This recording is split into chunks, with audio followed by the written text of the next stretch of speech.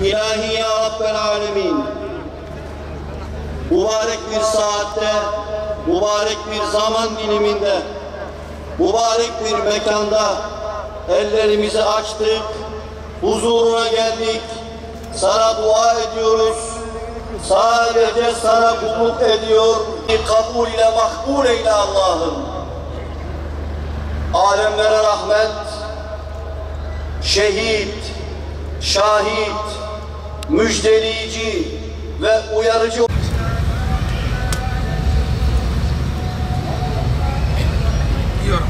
Zahid tekbirleriyle Kurban Bayramı namazını kılmaya oyun hazır olan imama.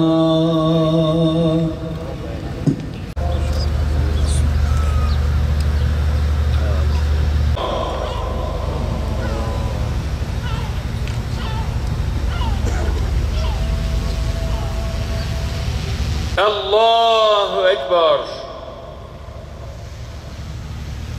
Allahu Ekber. Allahu Ekber. Elhamdülillahi Rabbil alemin. İyyâke na'budu ve iyyâke nesta'in. Sıratallezîne en'amte aleyhim gayril mağdubi aleyhim. Tini ve zeytuni ve turi sinine ve hâzel beledil emin. Allahu Ekber. Semi'allahu limen hamide. Allahu Ekber.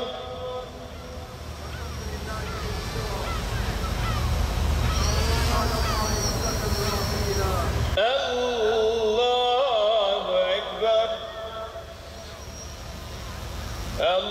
Allahu Ekber. Errahmanirrahim. Malik yevmiddin. İyyâke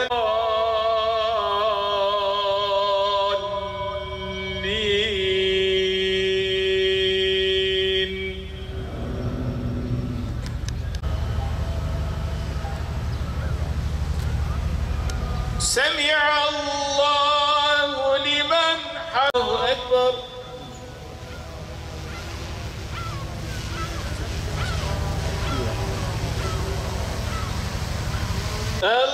Allahu Ekber. Allahu Ekber.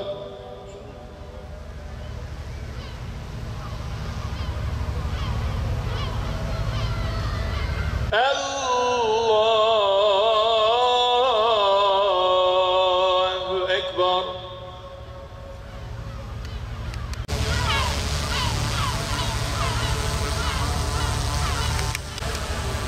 Esselamu aleyküm ve rahmetullah.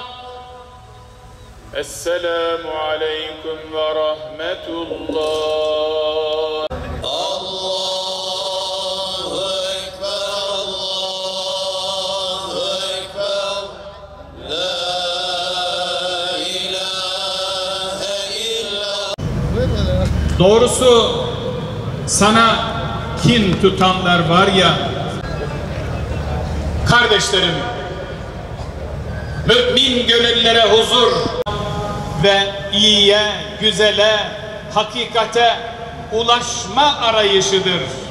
وَلَمْ يَكُنْ لَهُ شَرِيكٌ فِي الْمُلْكِ وَلَمْ يَكُنْ لَهُ وَلِيٌّ مِنَ الذُّلِّ وَكَبِّرْهُ تَكْبِيرًا.